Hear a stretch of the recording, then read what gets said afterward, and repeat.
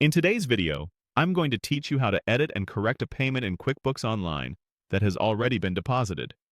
Maybe you caught a typo in the amount, selected the wrong payment method, or used the wrong deposit account or date.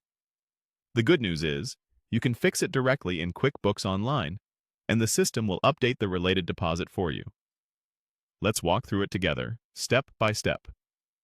First, open your web browser and go to qbointuit.com.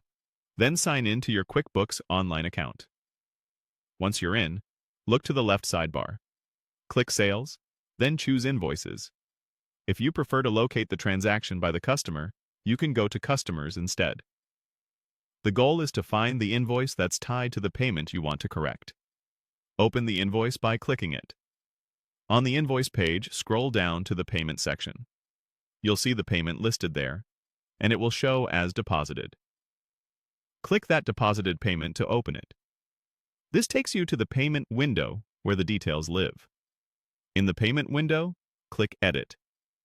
This puts the transaction in an editable state so you can make the necessary corrections.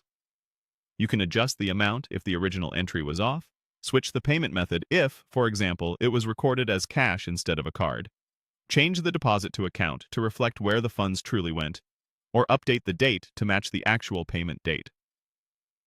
Take a moment here to double-check each field.